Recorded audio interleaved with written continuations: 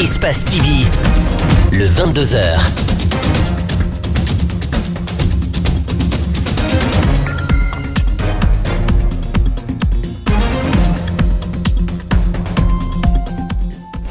Très ravi de vous savoir avec nous. Bonsoir à tous et bienvenue dans cette édition d'information, les titres du journal. Les centrales syndicales CNTG, USTG à la table des négociations tripartites acceptent que le carburant soit vendu à 10 000 francs guinéens, mais exigent une augmentation des salaires à 10 millions de francs pour les fonctionnaires à tous les niveaux. Réaction de quelques fonctionnaires et citoyens dans ce journal. La première session du Conseil national des statistiques a été officiellement lancée ce vendredi. Les membres de cette session ont la responsabilité de rendre effective la concertation entre producteurs et utilisateurs des statistiques officielles. En interactualité au Mali, Soumaïla Cissé ira bel et bien au second tour de la présidentielle fixée au 12 août prochain. Le candidat de l'URD l'a annoncé ce vendredi à Bamako. Il s'engage, s'il est élu, à une réforme totale du système de gouvernance électorale malien pour la transparence des futures élections dans le pays. Encore une fois, bonsoir et bienvenue. Les représentants des centrales CNTG, USTG à la table des négociations tripartites acceptent que le carburant soit vendu à 10 000 francs guinéens, mais pour les mesures d'accompagnement, ils exigent une augmentation des salaires à 10 millions de francs pour les fonctionnaires à tous les niveaux. Comment réagissent les fonctionnaires et les citoyens? Réponse dans ce reportage de Marianne Fodé Camara et Djibril Kaba Camara. Après un mois de lutte contre l'augmentation du prix du carburant à la pompe, l'intercentrale syndicale CNTG-USTG accepte de négocier autour des mesures d'accompagnement. Ils acceptent surtout que le carburant soit vendu à 10 000 francs guinéens, mais avec une seule condition, l'augmentation des salaires des fonctionnaires du public, privé et du secteur mixte. Cette annonce des syndicalistes qui ont presque perdu la confiance des travailleurs n'est que peine perdue, souligne le président de la CONASOC. Quand on demande 10 millions, mais qu'il faut ajouter sur les salaires, ça veut dire quoi? Ça veut dire que si j'ai 3 millions, on ajoute 10 millions, j'aurai 13 millions.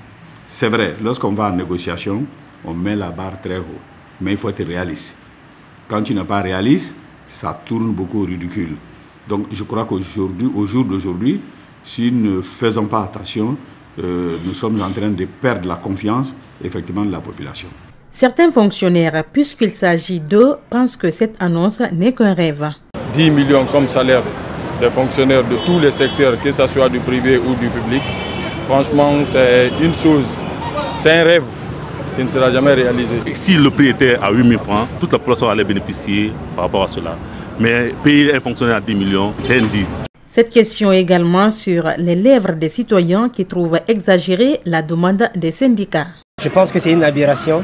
Même si on n'aime pas ce gouvernement, je pense qu'il ne faut même pas imaginer. Même dans un rêve, il ne peut pas payer les 10 millions à un travailleur ici.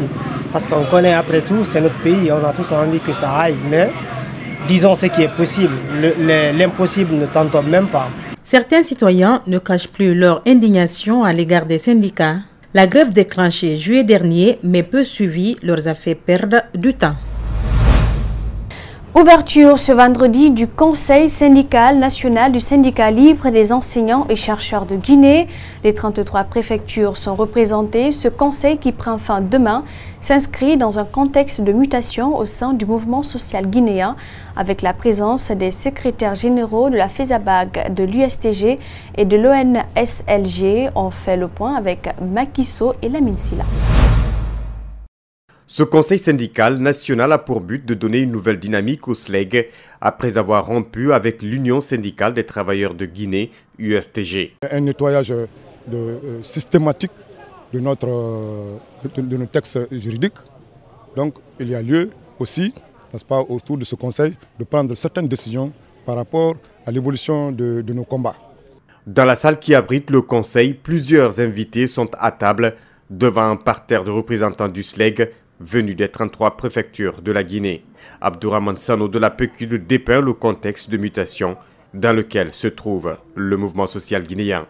Très malheureusement, nous voyons aujourd'hui l'issue de ce combat qui peine à se faire jour ou à se faire de la marque à cause de la désunion dans le mouvement syndical. Le nouvel espoir, qui repose en partie et notamment sur le secrétaire général Abakar Souma et sur le secrétaire général Abdoulaye Sow, devrait comprendre que sans l'unité, vous serez chacun exposé. Sommes-nous en train d'assister à la naissance d'une nouvelle centrale syndicale? La question n'est pas à l'ordre du jour, selon le secrétaire général de la FESABAG. La situation commande à ce que nous réfléchissions sur l'avenir du syndicalisme en Guinée. Que les gens le veuillent ou pas, le paysage syndical va changer. C'est le moment du changement qui est arrivé et cela va se faire contre le gré des gens. Le Conseil syndical national du syndicat libre des enseignants et chercheurs de Guinée, SLEG, prend fin ce samedi avec de nouveaux textes juridiques et autres perspectives avant l'ouverture prochaine des classes. La première session du Conseil national des statistiques a été officiellement lancée ce vendredi. Les membres de cette session ont la responsabilité de rendre effective, entre autres, la concertation entre producteurs et utilisateurs des statistiques officielles pour élaborer périodiquement une stratégie nationale de développement de la statistique. Djibril Ba, Ibrahima Souri, Souma, signe ce reportage. Ce n'est qu'en août 2015 qu'un décret instituant le Conseil national de la statistique a été effectif. Cela part d'un constat des autorités guinéennes sur les difficultés à collecter et à fédérer les données statistiques dans l'administration publique. Bien avant, quelques lois faisant office du Conseil national de la statistique ont été élaborées, et tout cela pour rendre opérationnel le système statistique guinéen.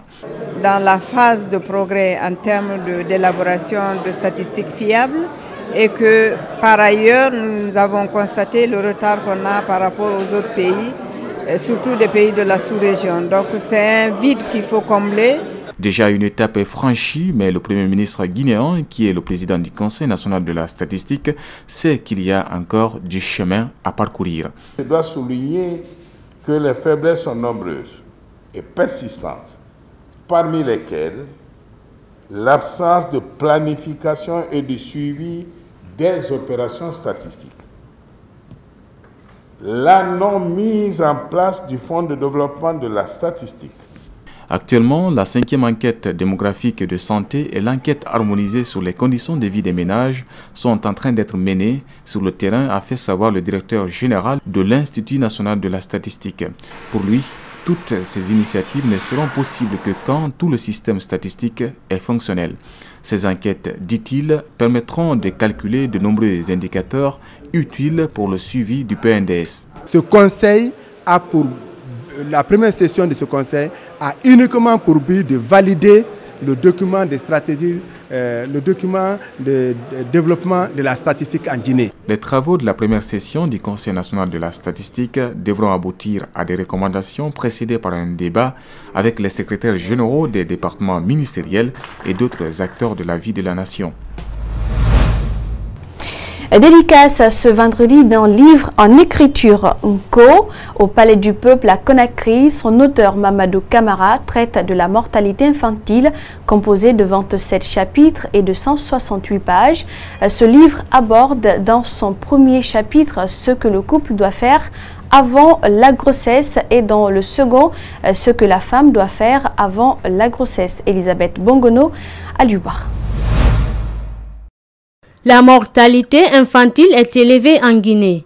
Plus de 50 décès pour 1000 par an, selon les dernières statistiques de l'UNICEF. Plusieurs luttes sont engagées contre les causes, sauf que très souvent, les messages ne sont pas perçus à tous les niveaux. Dans son livre écrit en Nko, Mamadou Camara, thérapeute, veut aider les communautés à réduire les décès d'enfants. Je suis pensé pour la lutte contre les maladies infantiles dans notre pays parce que je vois que chaque année on enregistre beaucoup d'enfants qui meurent pendant l'accouchement ou bien les femmes même meurent pendant l'accouchement. Donc c'est à travers de ça j'ai vu maintenant que auparavant on luttait contre ça dans les milieux mandingues. Donc pourquoi on ne peut pas le pratiquer actuellement là? Certes, La mortalité infantile a baissé grâce à l'évolution de la science.